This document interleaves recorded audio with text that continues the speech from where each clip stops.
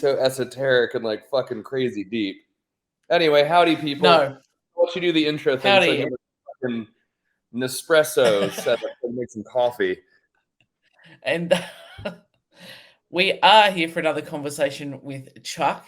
And he gets well and truly caffeinated this morning for our next chat. And we thought it was relevant. We were just chatting before we've hit the record button about the CrossFit Games, which are happening at the moment, and the way that the world can lose its mind with variety of movements and shock horror and things that are pulled out of the hat. So we were just rumbling on the double unders and the crossover double unders and the single unders and the fact that people are surprised by those movements, but can perform high skill movements, but have somehow forgotten the basics and struggle with that.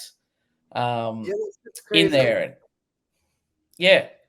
It's when you read the comments, on the streams or even in various groups, it's like people are like, these are not CrossFit movements. Like, where did we all start? No one walked into the gym on day one and did a muscle up.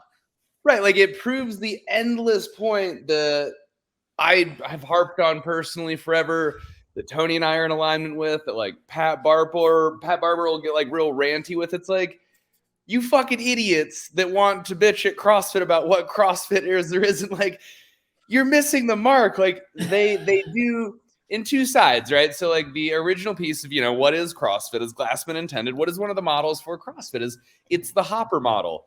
It's that like we can pull any kind of wacky, wild fucking shenanigans out of this big tumbler and be like, yeah, no, whoever is fittest is probably going to figure it out better than whoever is less fit. Yep. That's been a piece of the model since like the very, very, very fucking beginning. So that's interesting to reflect on. And then, just the nature of like, who are you to tell CrossFit what CrossFit is and isn't? Yeah. That's so fucking hilarious to me that the community, and this is a really, oh man, I'm fired up. I don't know that I need fucking more coffee right now, but I'm doing it.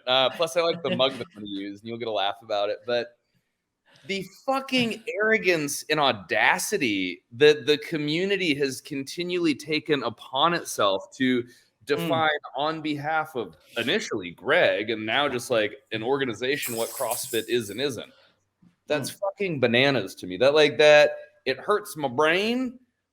It really like profoundly hurts my brain. Well, it's kind of like someone going to use an American reference, Walmart, and going, no, you sell everything. No, that's not right. Like, you can't sell everything. Like, that's what you've added a new random, widget for. No, that's not that isn't what Walmart is. And it's like, they can be whatever they want to be. It's right. Like, I don't know. That's part of like the beauty of like, I don't know, this, the nature of all of it is like, you do whatever the fuck you want. But anyway, so where Lisa and I were talking previously, because I was just going to make a drink before we started, it was just about like the nature of, the basics. And we'll get back to all the ranty stuff. And then we'll find some like good life lessons in this, because I think they are abound. So in revisiting better basics to show people that specializing in the sport of fitness is not CrossFit as CrossFit intended, I think that honestly, old Mr. Jeffrey Roy Tucker and I were kind of the first to really, maybe not the first, whatever. I like to grandstand a little bit and make me feel good about myself, but we fucked some people's days up way back in 2010 at the South Central Regionals at GSX CrossFit in Fort Worth, Texas, and Tucker and I ran regionals. And it was the last year that the regional directors were granted the ability to program their own workouts. Saint says hi, as per usual. And while the whole world, collectively is like, oh, if you're a competitive fitness sizer, you're just going to do butterfly pull-ups and kipping handstand push-ups. Womp womp. One event that we did was a weight vest 10-minute Cindy, but the standard for the pull-up was that the chin had to break the vertical and horizontal plane of the bar, aka a traditional gymnastic kip, as was, originated. And I'll make a note that we can actually cover in this the origin of the butterfly pull-up at some point, or if you remind me, or I don't know, whatever, fuck it. So yeah, we had a classic gymnastic kip for the pull-up as a way to meet the standard. And I think that even present day, most people that have ever judged high-level competitive fitness would agree that, like, unless it's a chest to bar, butterfly pull-ups are a bitch to judge at speed. Oh, and usually the position they have you stand at, you're Right. just looking for the chin to be in the same postcode, kind Well, of. and even like chest to bar, you're like, well, I mean, like, graze the chest, or was that the shirt, or like, Yeah. if we really do care about objectively figuring out who the fittest is, would it not make the most sense to have the movements that are the most easily objectifiable to standardize and judge and evaluate? I would say yes. Yes, which is why they don't do kettlebell swings, because we did that in 2011 in the regional Australia. I mean, Mr. Pat Barber was overhead, but I don't know, yeah, ankles. What about these arms? yeah, and Pat Barber was right at the middle of that. Speaking of, Mr. Pat Barber, so then they were like, oh, well, we can't standardize that, and you've got to have things that are, considering most of your judges, particularly at like your regionals, semifinals, or whatever level, are volunteers, potentially do or don't have a level 1. You back in regionals, you used to have your level 1, but yeah, you need something that's very clearly defined. 2010. Yeah, right. And so, like, that was the first thing that, like, really pissed a lot of people off. And I think that it shouldn't. If you can detach your own, like, ego and identity and emotion and all, like, your bullshit and your stories, you're like, well, if we want to figure out who the best is at fitness, shouldn't we have the thing that makes it the easiest to compare, the least room for discrepancy? The easiest movement to judge, in my mind, makes the most sense. But I'm not the boss of fitness. But that year, me and Tucker were the bosses of fitness. So that was like one piece of the whole community had, moved into butterfly pull-ups at that point, especially for, competitive CrossFitters. And it was unbelievable how many people had lost the shapes, the sequences, the rhythm, and the timing, and fucking furious. Well, why? Is this not CrossFit? Is it not both, like, in the definitions that present themselves through the Hopper model and world-class fitness in 100 words? And, like, I don't know. So that was shenanigans. Well, I remember, I know that they had it at the Australian CrossFit Championship a couple of, like, I think it was in 2019, I'm going to say. Or, they had strict ring dips.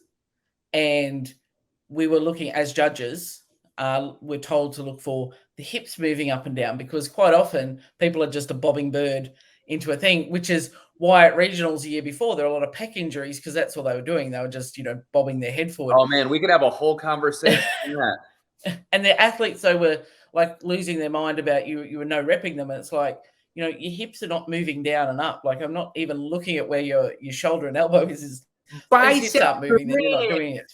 Oh man, I ran hard on that. And, like, so Liam, if you don't know this, through the course of wherever I'm at one point in time, I coached for CrossFit Gymnastics and the gymnastic course, and do currently still do that.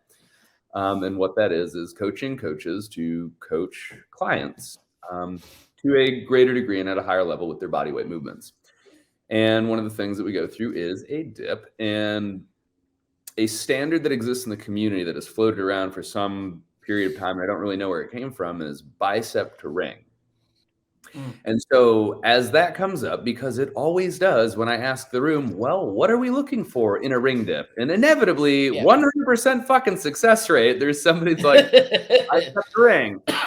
And then I'll go and find, Susan or Lindsay or Jackie or, like, whatever her name is. And it is always universally a female, because this illustrates the point in a way that, like, has nothing to do with, like, genders or sexes or weird 2020 shit. But, like, the smallest female that I can find relative to musculature and size, I pose a hypothetical. If she has to do a ring dip workout with Dan Bailey and Jason Khalipa, and the standard is bicep to ring.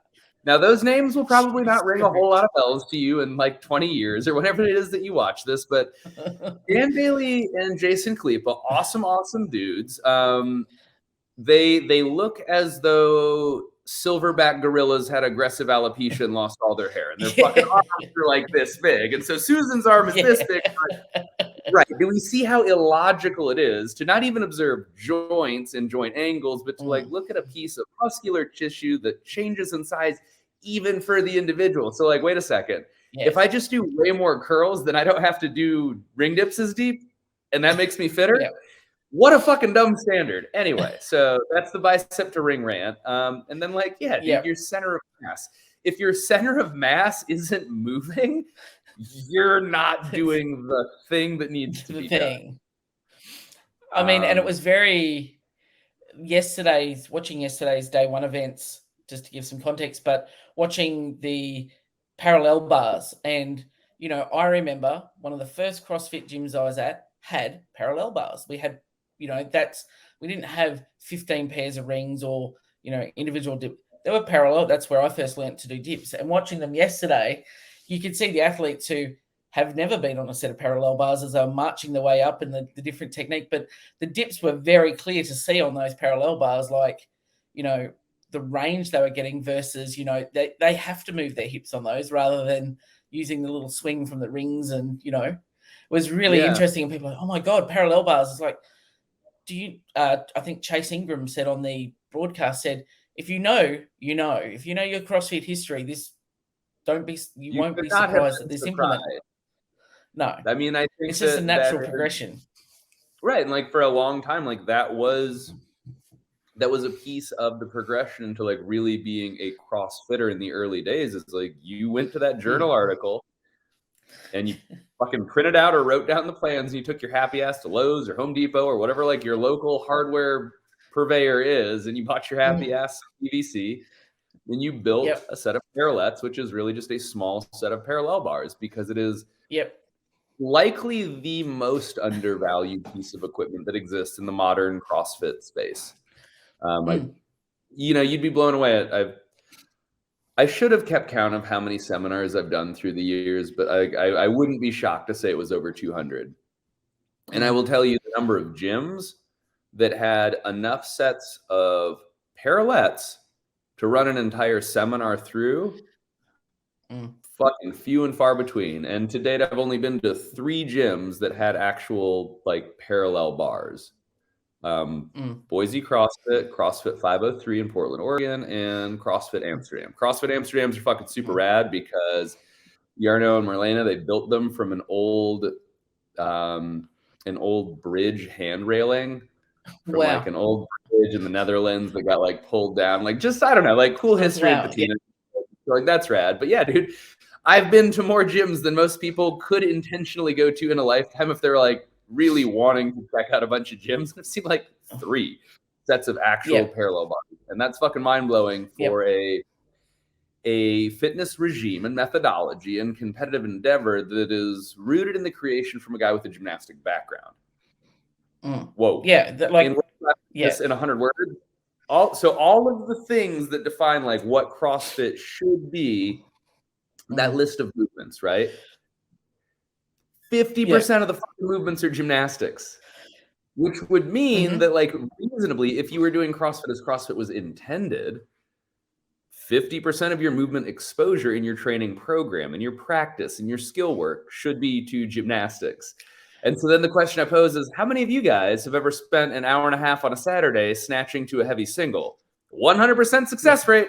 Everybody in that room goes, yeah, that's my fucking jam. And I'm like, right. And then when have you ever spent more than 15 minutes in a singular block of time just working on a handstand or a muscle up? Or even your... If it wasn't... Yeah, if it wasn't programmed, then people aren't doing it, you know. As a coach and gym owner, they... You know, people come to you and they want to work on, you know, I want to do butterfly, or, you know, I want to, you know, get a new 1 rep max jerk or clean or whatever. Ain't no one coming to work on their overhead squat, and they're certainly not coming to work on their hollow hold position or their, you know, it's not fun and sexy. And it's interesting we've gone down this path today, because one of the thing I want to talk to you about today was about being okay to fail, and sometimes that sets you up for success. And that's gymnastics a good one. I had a good aha on that yesterday, actually. And gymnastics is like you will try and fail. I know when I, for example, used to teach my classes a muscle up, and I watched a girl go from day one, no muscle up. It took her a year of every single day working on the progressions for, 15 minutes to half an hour every single day for a year, and she got a nice strict muscle up at the end of that. It's not an instant process, and she failed a lot of those. But from that failing, she learned. She didn't just go, "Oh, fuck it, this is too hard. I'm not doing this. I need to find an easier way to do it." It's teachers like yesterday, I'm sure, was humbling for a lot of the athletes that couldn't single unders. They were like, "Well, fuck, am I going to do boxing style? Which I would never have. That's not a rep in my gym. It's like 2-footer jump, kids. Come on." And it's like it humbled those people, and it's like, but that's okay because now they learn and they be better, and it's okay to fail at that at the margins of our experience. But those aren't even margins; they're foundations. We fail at the margins of our experience. That one is powerful.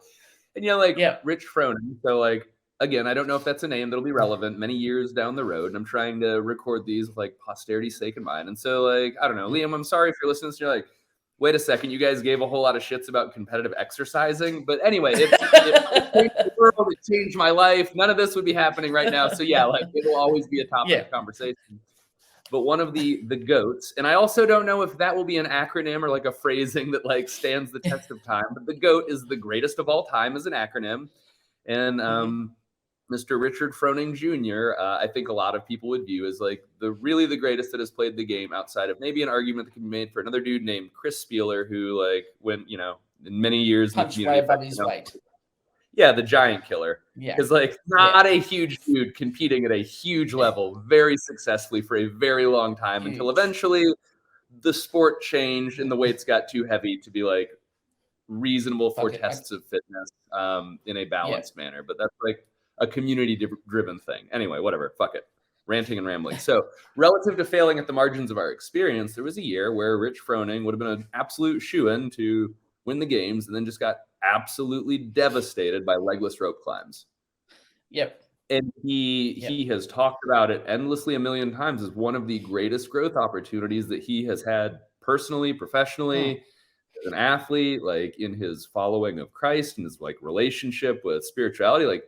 That was the thing that he needed to humble himself, to take him back to the basics, to really fix some shit with how he was approaching the game and the sport and how he was doing the thing. And so because he had just walked into it pretty much, and had he won it that first year and gone, well, this is fucking easy, I've just walked in, set up my tent in the car park, and next thing I've won this thing, very different outcome from the person who understands that it can be taken away in literally in a 3-second period. His ass hitting the floor in that rope climb in 2010 is a defining moment for the sport, but also for him, where it's it's not just walk in and make shit happen. Okay, I just was driving up and thought I'd go to this section, or I just put my name in, whatever, and win. It's that's. I think that's really important. Those pieces, as someone who fitness did not come naturally to, did not come easily to.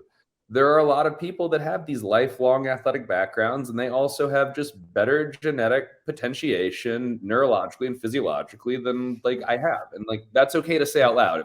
If anybody out there is thinking that genes aren't a thing and genetics is just an excuse for people that don't work hard, you probably need to go and do a little bit of fucking biology and maybe some exercise physiology, and you're approaching it with a naive view, likely because you sit on the more favorable side of it. Anyway, there's a lot of people that go into CrossFit gyms that have some solid genetic base. They've got an athletic background. They do the thing, and on day one, they're better than a whole lot of people that are on year 3 or 4, and they're like, "Huh?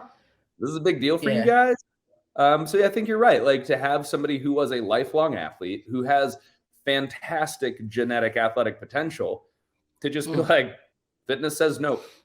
Fitness says nope in such an objective way. And so, the objectivity of something like a legless rope climb, it's well, you use only your hands and you go to the top and you touch the thing. Man, I think that all of competitive exercise and fitness should be reframed and reconstructed entirely around only exceptionally objective pieces of movement. I think that if you really sat down and wrote what was undeniably objective that we didn't have to worry about, you could eliminate the need for judges. Everything fucking sandbag run. Cool. Yeah. Everybody starts behind this line, finishing like we're done. Like we know who the best is. Yep. Sandbag. Anyway,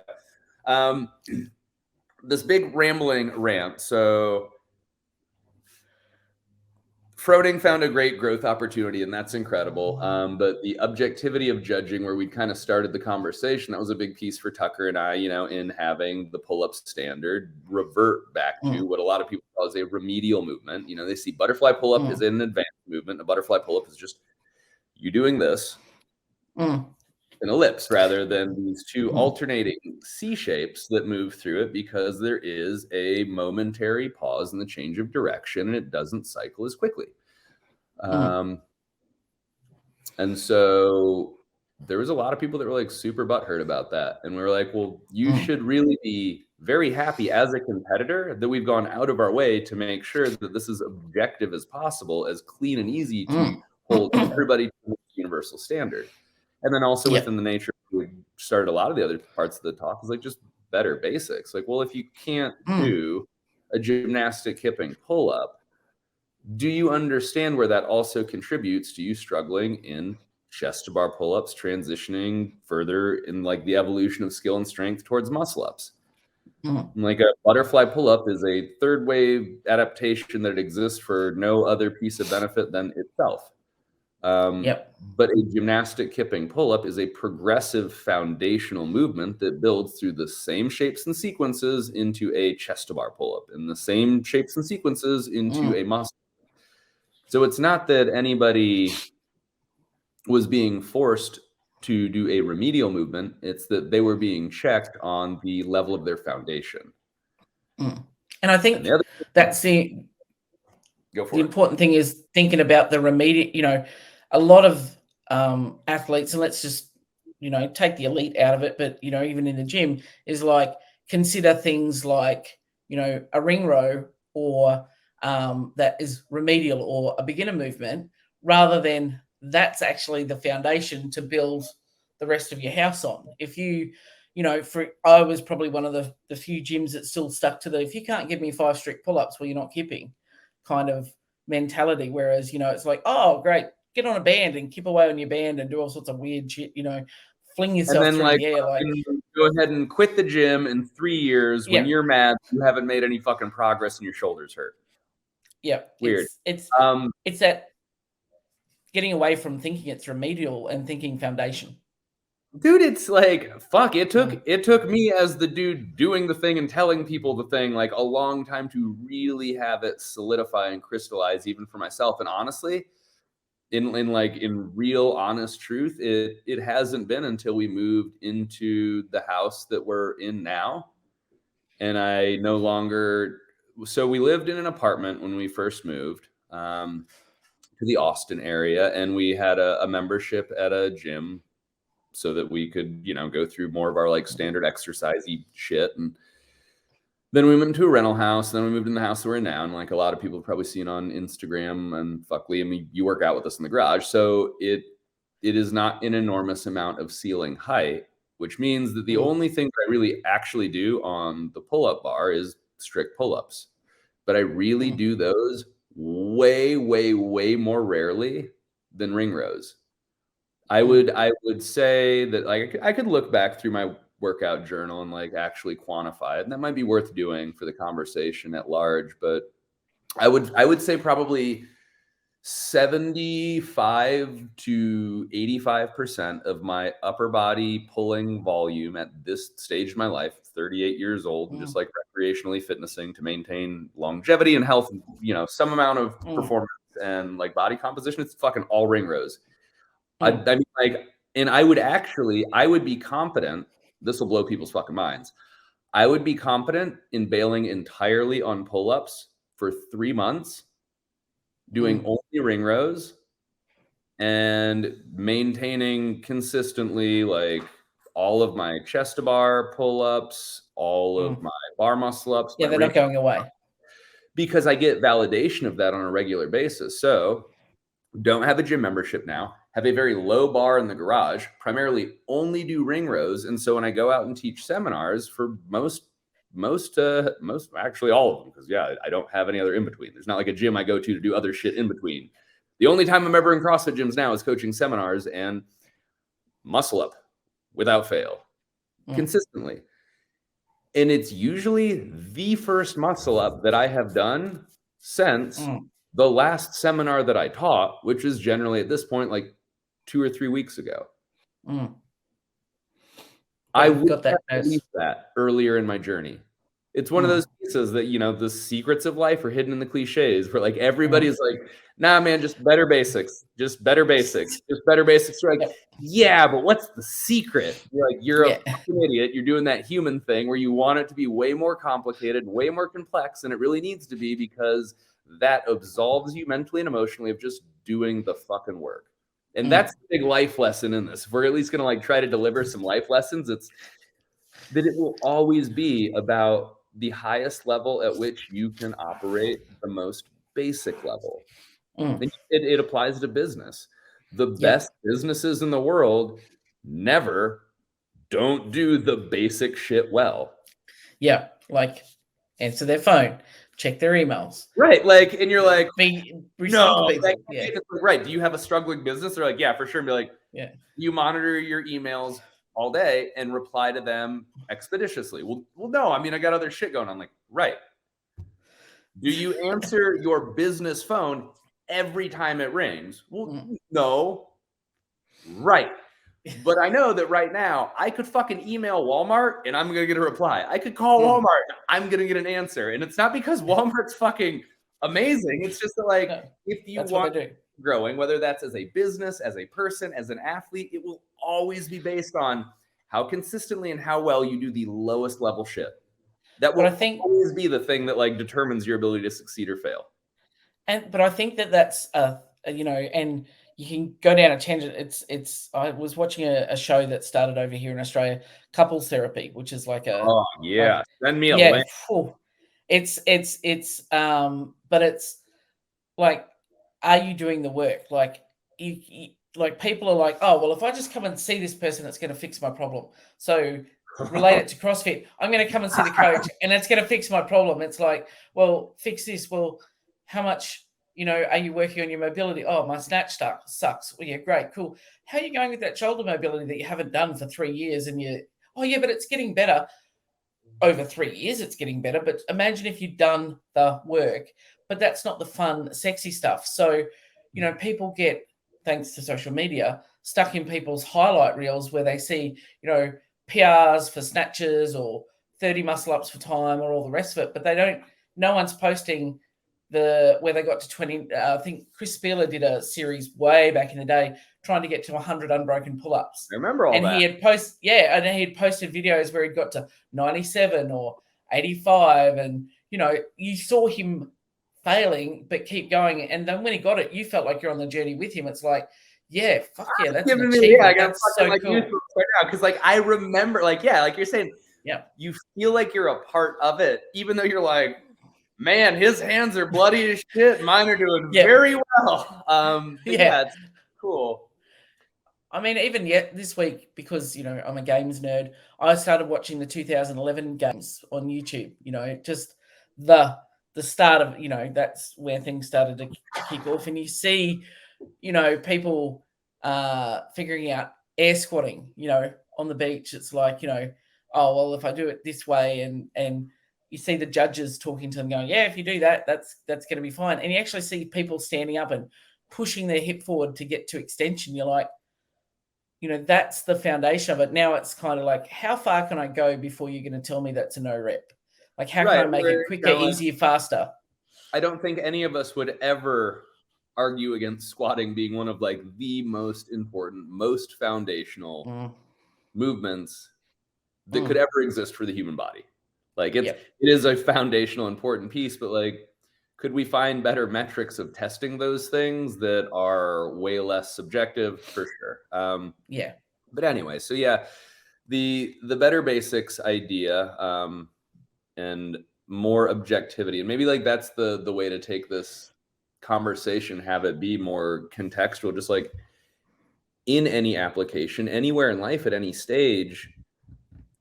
How good are you at the basics?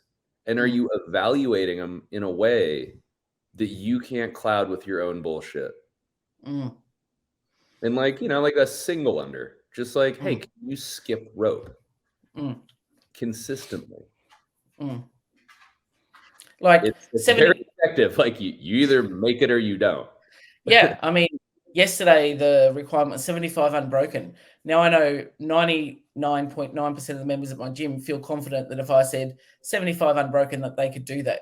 So when they see these athletes tripping and they're like, oh, I feel a little bit good about myself because, these are people they aspire to. It's like, well, if you can't single under consistently, you're not going to be able to double under consistently because you can't get in the mindset of not breaking it up or, going, oh, I'm getting close to where I need to be and not forcing it. And it's just being okay with that. Like, see, you don't see Tia now who tripped in the single unders going, fuck you, Boz, this is bullshit. Single unders, I'm way better than this. She's like, you know what? Lots of work to do. Keep moving forward. Dude, I am so impressed with the programming so far this year. Yeah. It is the best programming that I think that we've ever seen. Maybe not ever, but in the sense of like the origins of CrossFit and trying to figure out how do we both go back to the basics but continue to advance the sport and the athletes. I think they've done a very good job of trying to make that happen this year. I think that workout with the three races, very clearly showed that progression of, even the progression of how CrossFit's been. It's like we're starting here with single unders and your standard pegboard and your standard handstand walk. Now we're gonna let's add a pirouette into it, which is in the 100 Words of Fitness. It's not like new, Not and a surprise. let's go from singles to doubles. And now what's the next progression from doubles? And everyone just goes, oh, well, it's triples. Well, maybe not. Maybe it's this other variation. And maybe we pull something out of the hopper that nobody had practiced or thought about. And we're just like, well, who has the greatest level of neurological adaptation and skill acquisition to figure out something new under fatigue on the spot? Because like that is the point of being ready for unknown and unknowable. Like that was a big piece of where CrossFit found such a strong foothold early on in military, law enforcement, fire service. Like, dude, I don't know what's going to happen when I go into a burning building. I also don't know what's going to happen when I go into a fucking shootout. Maybe I've got to drag a 200-pound dude with 50 fucking pounds of kit out with one hand while I'm also trying to do really, really high level shit. Shooting, for anybody that's never shot a gun at a target deliberately, that is such an incredible level of coordination. And then to do it under fatigue with other physical stress. Anyway, whatever, that doesn't matter. But the point is, you will always fail at the margins of your experience. Some of that is just how much experience have you really accumulated at the most basic foundational level. Well, even I watched on Instagram, Brett Fikowski he was showing how good he was at the crossover double unders, but he didn't make it to that point in the workout because he said, if I was not so shit at pegboard, I would have been able to show off this skill and nailed it. And like, it was I love stuff like that too. And it's that humbleness as well. There's a lot of conversations that are interesting to take and glean from the people that have found long-term success as athletes in CrossFit. And I would venture to guess this is the same as any other, high-level sport or area of competition. But like, I just don't have exposure to anything else. So my only frame of reference is through CrossFit. But the people that are the best at the world that consistently make it to that level and stay and hang out there, they all have these incredible growth mindsets where like they're quick to humble themselves. They're like, yeah, man, that's not on Boz. That's not on the games. That's not on CrossFit. They're like, I was deficient. And like, man, good on you guys for finding it. You showed me where I had room to improve. And they love the journey and they love the process. And that's what they wanted to do then is to do the work to improve. I mean, what did Rich do after 2010? Put a rope over a tree at his father's farm, and he climbed that bad boy until he had it. And then the next year, it was unquestionable that like this was now a strength. And he's like, man, I hope all these workouts start with a rope climb buy-in. Yeah, and I remember watching in the 2011, Savannah asked him, "Oh, there's rope climbs there. How are you feeling about it?" And Rich just smiled and went, "Can't wait," because he knew he had done the work.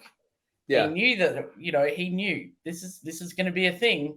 I've done the work. I feel confident in whatever's going to be is going to be, but I know I've done the work, so I'm looking forward to the challenge rather than going, oh, well, yeah, they're a weakness. It doesn't have, just because it is, doesn't have to be. The same as in business or life.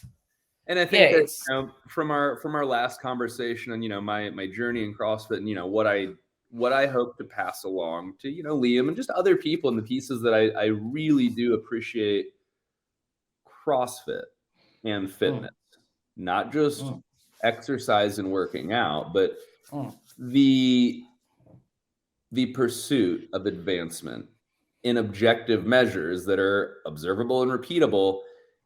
It is what I believe to be the most accessible way to really wrap your head around a lot of these like big principles and these cliches and these things that you hear 1,000 fucking times, but your physicality in an objective measure, like it makes it very fucking real when you're like, I can't do this. Like, yep. Why can't you do it? And you're like, because I can't do the basic thing that this is built upon. Right. And why can't you do the basic thing that this is built upon? You're like, because I didn't try, because I didn't consistently go and put in work. That's why I have this foundational gap and deficiency. And that's the thing that's stopping me from moving higher. It's hard to figure that shit out in sales. It's hard to figure that shit out in marketing. It's hard to figure that shit out in a million other areas of life. Like you mentioned couples therapy. Dude, like what is your most basic foundational level of communication skill? If you don't understand how to monitor and be in control of the words coming out of your mouth, if you don't understand how to actually listen to somebody, not just wait for your turn to speak, not just like formulate your fucking response in advance and but to like really listen. If you don't understand on a low level how to listen or how to speak, like, dude, you're going to have a hard fucking life. But how do you measure that? How do you quantify that? How do you evaluate that? How do you look at it like a measurable, repeatable, observable skill to find your basic level and your levels of advancement? Most areas in life, I'm still trying to figure out how I would even figure out, am I good at this or not? Like, what are the standards? What are the norms? Fitness is awesome for that. And so I think that how CrossFit changed the landscape of exercise, reframed the conversation as fitness, and then got us to think about it as a fucking science experiment. It gave us a tangible way to wrap our head around life lessons. That's my story, and that's my interpretation. But and I agree with you because, both of us have owned affiliates, and you see people's, even if we take it outside ourselves, you can see people's true character during a workout when, they're deep in the hole of something, and you actually see who backs off from it when it gets hard, who immediately scales mid-wad or and they can't, I've often said that, like, I'm not built for short, sharp workouts, but something long, I can sit in the pain cave and in that dark place with myself, and I can look at myself for a long time in that space and I can be comfortable. Whereas some people touch the edge of that and they're like, oh no, I think I'll just drop the reps down or drop the weight, or maybe I'll just do half the range or formulate an injury or something.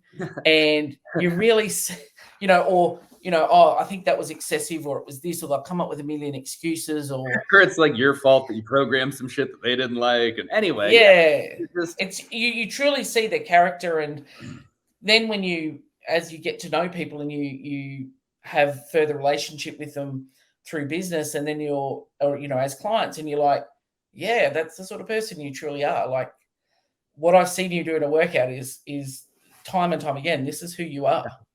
And you can't hide from that. And it's very, people think you won't see it, but if you want to, see who someone truly is, a workout's going to, show you that, which is part of the joy of CrossFit, is that shared suffering. We're all doing it. You all feel exposed and vulnerable.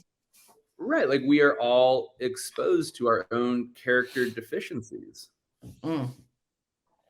Yeah. And like, that's a unique place to sit in a community that really is every day that everybody shows up having their weaknesses and strengths brought to awareness, quantified, and compared. I mean, what do you do with that? The original view, for Tony and I with Fitfilia, was the idea of, another Glassman quote is, men will die for points. And like, well, what if we give everybody a whiteboard for their business? Will affiliate owners finally start being better at the basics of business by thinking about the lessons learned from fitness? And we're like, holy shit, it's the first thing that ever actually fucking worked for this community. It's like, dude, go with what they fucking know.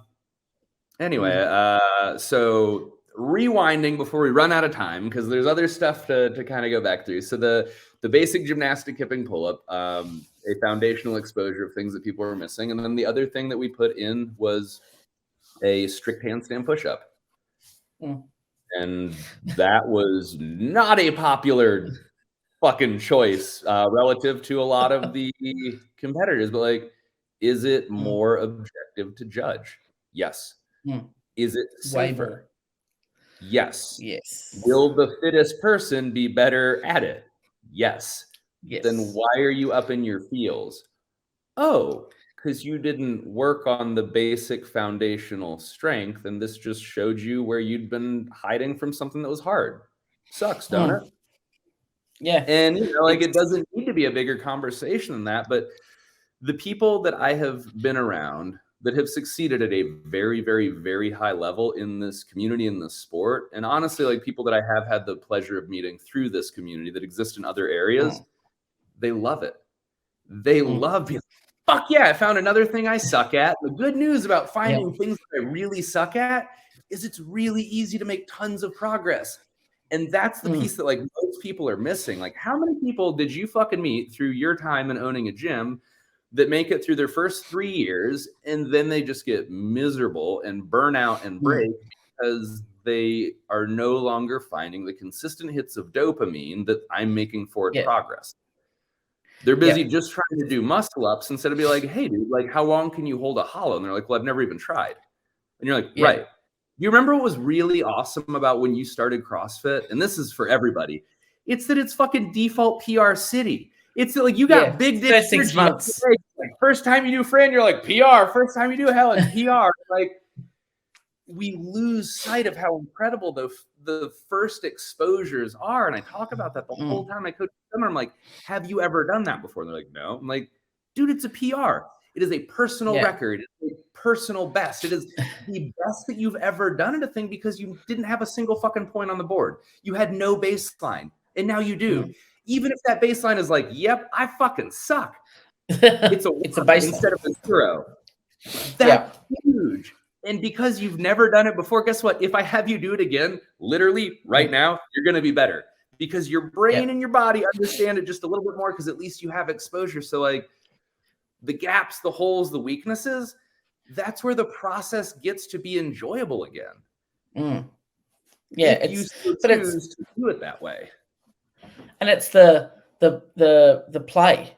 Like as adults, is we kind of lose that ability to play and practice and see it as play. We're like, oh, I'm just grinding away. I've got to try and get better at my XYZ. And you're like, well, no, it's play. Like, oh, I'm just gonna, fuck around for 10 minutes and just see it and be okay with trying to walk on my hands and falling off it. It's like it's play. It should be fun and an enjoyable process. And at the end of it, you go, well, fuck, I know that I can do this now, or I can't do that, rather than just bitching and moaning about how hard something was, Yeah, and it really is like, it is so foundational in human nature. And you see it when you watch kids. Like before the traditional education system strips us of like autonomy and creativity, and before we build horrible fucking social constructs of like, because you failed, you are a failure. Oh, remind me to get back to failure and quitting, because that was another thing. And I owe you the butterfly pull-up story at some point. I just wrote butter on my notes. Butter, bitches. Yep. So where was I going with that before I sidetracked myself with the other things to not get sidetracked about? The construct of dude, like I've got Liam. It's been so cool for me to watch a kid be a kid and see him stand on a tree stump and watch his mental process of like, he's gonna try and jump to this other tree stump, or he's gonna try and see how far he can jump off this rock. And he's like, I've never tried this jump before. I don't know how it's gonna go. I have some kind of feeling inside of me, but like at some point I have to try and I have to see and to watch the process of trying, failing, building a baseline and a foundation, rinse, repeat. Holy shit, I improved. Now I know what I need to think about. Now I know what I need to concentrate on. It's incredible to watch, and that's what we need to get back to. So the most powerful change in phrasing that we ever found in the gym from a marketing perspective, I've shared with you as a client many, many times. It was just, we came up with business cards that just said, change your life. That was it, because we believe that fitness exposes you to your room for personal growth, your character deficiencies. And if you address those in a measurable, observable, repeatable, objective way, you will become a better human, and your whole life will be better. I have seen, no bullshit, somebody's first strict pull-up be the thing that transitions them into a divorce. I have seen, like, and not that divorce should be glorified, but I got divorced previously. Vanessa got divorced previously. It wasn't because like fitness took us there. Right. You've been divorced. Like recognizing that, like, holy shit, like the suffering that I'm sitting in, I am the only one that can save me from it. And you know what? Fuck, I have the capacity. Because at a point I didn't have the capacity, and it was too hard, and I was too weak, and I didn't have what I needed to do this thing. And I built it, and I persevered, and I found my fucking weaknesses, and I attacked them, and I proved to myself in a measurable, observable, repeatable, objective way that, like, I am capable of more. And now I can apply that elsewhere in my life. I have seen CrossFit take people out of unhealthy relationships. I've seen it take people out of addiction and substance abuse. That was me. I've seen it save people from suicide. That was also me. I've seen it just, it's incredible. And not just because it is CrossFit, it's because it is fitness. And, you know, in the level 1 lecture, you know, like, we don't do CrossFit because we give a shit about CrossFit. We do CrossFit because it solves for fucking fitness. And we recognize that fitness is a thing worth solving for. Oof, very ranty. No, perfect. I got another cup of coffee. I for sure didn't need the second one, but I fucking love it. I love talking about this stuff. So, like, I'm going through my own big existential crisis, and I feel like I could fit all of this in like the next 13 minutes. I am back at like a point in my life where I had been previously, and I mentioned it in I think like our third podcast or second one, where I don't know if my time in this industry has like a ton of longevity. And there is a part of me that is like, is it time to look for another season? But like, I will promise you, I never get this fucking fired up talking about anything else. Went to church last night. That is a more recent addition. And like, my life is really deliberately pursuing, trying to figure some shit out. And I like the idea of God, but how I think about God, this was really powerful for me, is that God is a literary device to assign a word for something that is otherwise ineffable. And that means just things that are beyond our ability to articulate in words. And so, like, I think about the universe. I think about the universe a lot. I am very much so into like vibration and energy and manifestation, because I feel like it is scientific. Well, I don't feel like, fuck, we've talked about it. It is scientifically defensible. We can do a whole episode on that because that shit breaks your brain, and I love it. That was powerful for me. It's like, dude, you don't have to think about God as this like weird construct of spirituality and religion in the sense that most people normally do. It's like, God's just a word for the universe. And I was like, oh, fuck. Now that makes a lot of sense. The whole Jesus thing, I still don't really get that. I don't get it. I'm really working on wrapping my head around it. But dude, I feel called to preach on a thing, and I really think that thing is fitness. And so I'm at like this weird crossroads of, dude, I want the world to be fitter because I think that we really need it.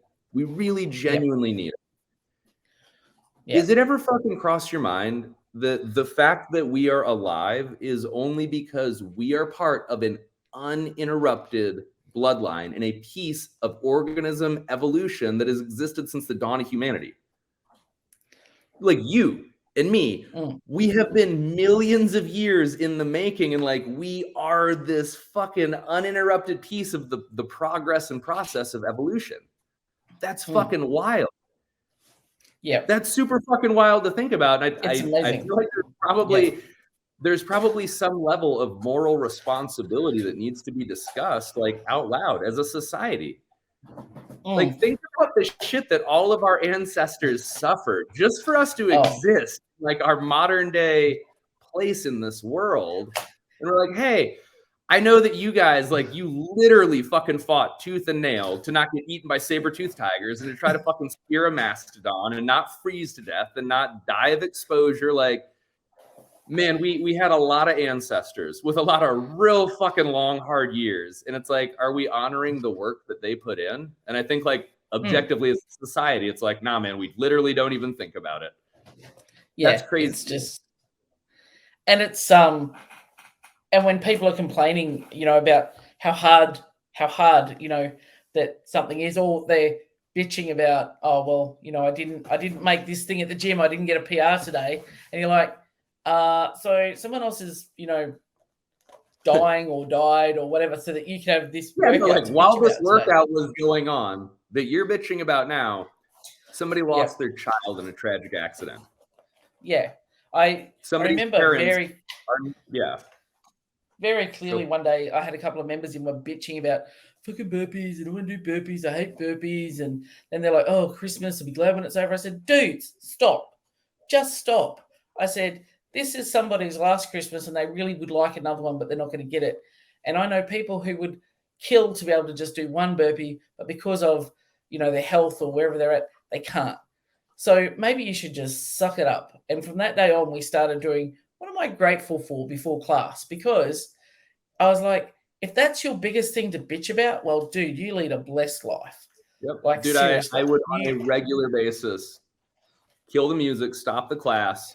That was a huge thing for me. And like Vanessa in the gym, PMA, positive mental attitude. Like, dude, my headspace is delicate. And that is an area that I'm growing in. It's very easy for me to let negativity become very overwhelming. It is still very easy for me to have anxiety and depression take me into a very, very fucking dark place. Even as recent as a handful of days ago, just we're going through some shit as a family and like in our personal and professional lives. And the thought sits in my mind often still at this point that I've got enough life insurance that potentially where Vanessa and Liam get the greatest amount of like security is in a world where I am no longer a part of it, but their needs are met fiscally. And I know that's fucking bullshit. And I know it's terrible. Like protecting my headspace not terrible, but that is like, dude, no negative shit. I'm very, very big on that.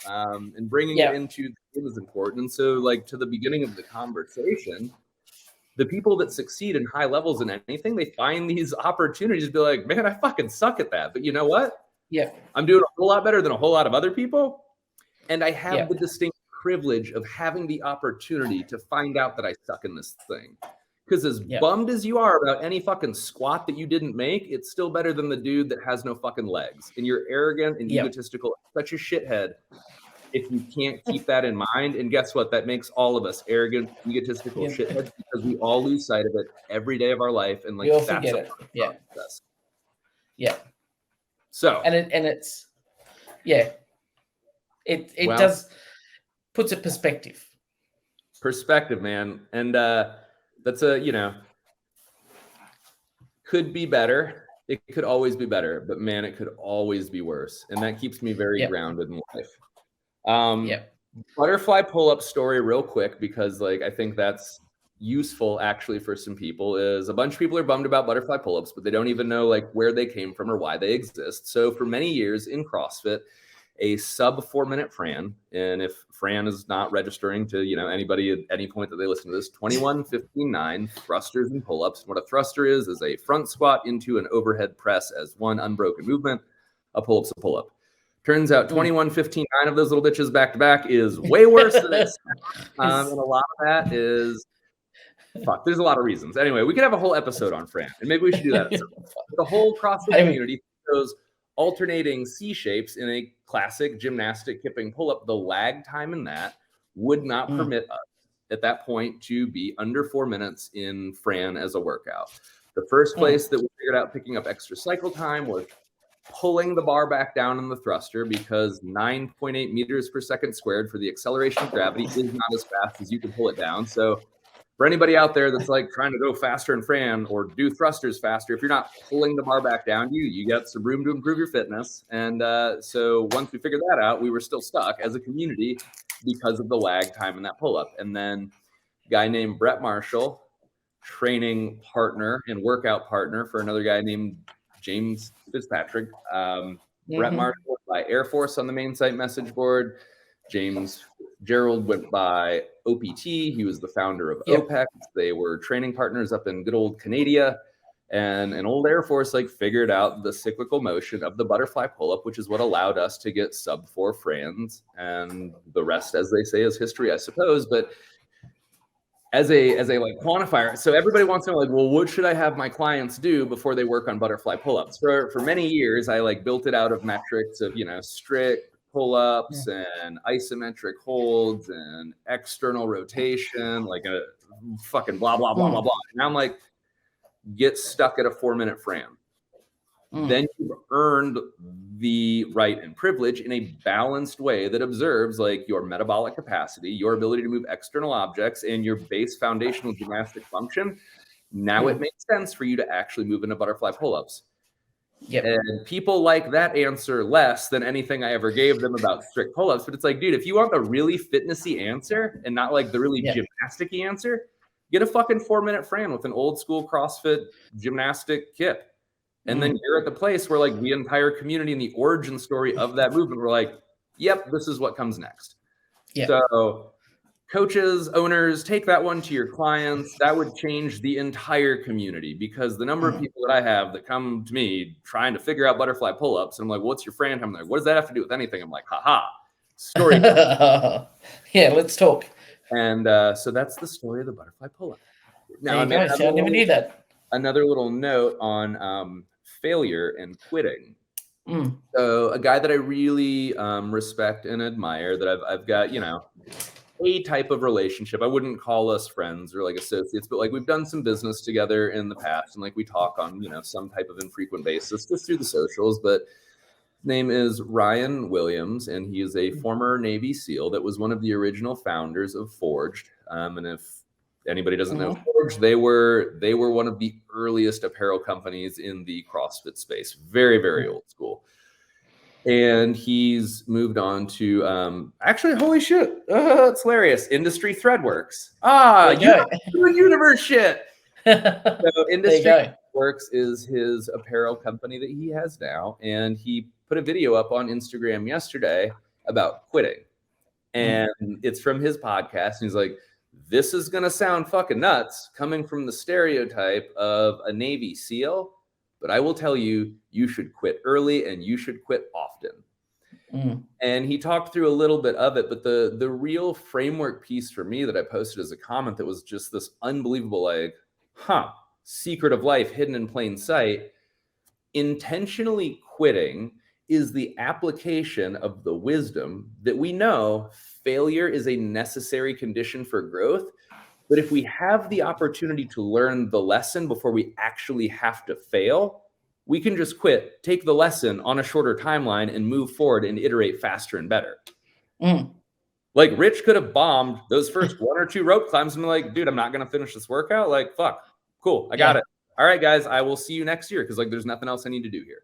And how many times does that present itself in life where we know the answer and we sit and we wait until it melts down fucking catastrophically? We wait to get to a crystallization of discontent where things are so bad that we can no longer continue down the path. But we've known it for fucking sometimes years. And to take ownership of you don't have to fail catastrophically to take that lesson and just go and apply it. You can quit. That is not to say quit things because they're hard, or quit things because they're not fun, or quit things because they're boring. But if you know the inevitability and that lesson is there, cool, we're done. That was me in my first divorce. It was a crystallization on a flight. I was sitting in an aisle seat on the right-hand side of the plane heading back from Florida to Washington. I was down in Florida to see my family, heading back to Washington, where I lived, where I was still in the military, where my wife was. And it was just plain as day. I was this is never going to work. I don't need to keep trying. I don't need to try to keep forcing this fucking square peg in a round hole. It doesn't work for either of us. It's never going to work for either of us. Neither of us will thrive in the situation. So call a spade and be done.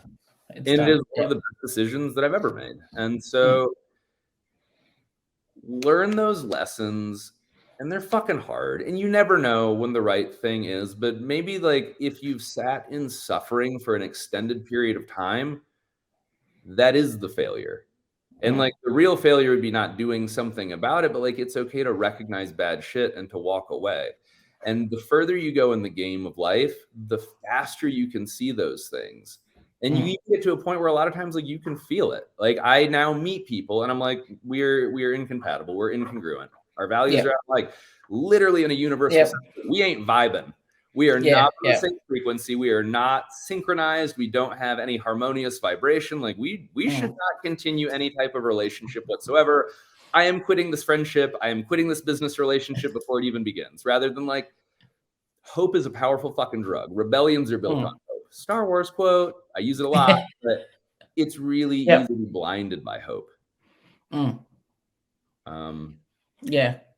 And I think that's a really good note to almost end it on, is the fact that you can sit there and keep wishing and hoping, but sometimes, and being okay with that. One of the questions we ask people, on clients or guests who come on the Fit Affiliate podcast, is what's your favorite failure? Like, what has been somewhere that you failed and it's led to later success, which you might not realize till later, and people are like, a favorite failure, like as if it's a failure should be a bad thing.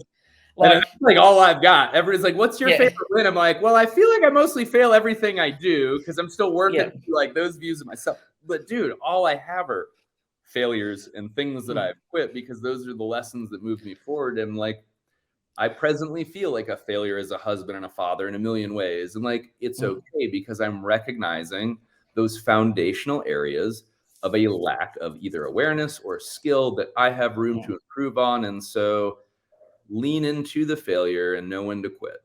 And with that, bid y'all farewell. Thanks for, I don't even know what we accomplished in this, but dude, I fucking love it. I wish I could give you a hug so bad.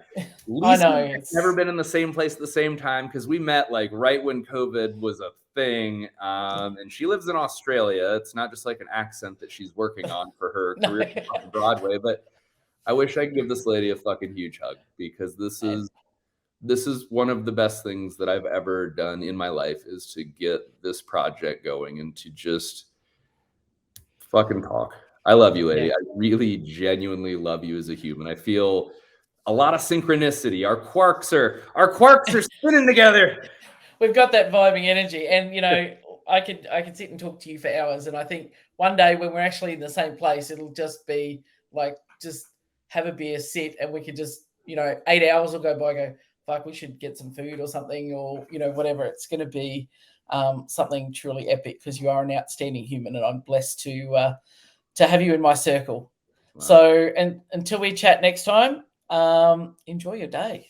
Thanks, lady.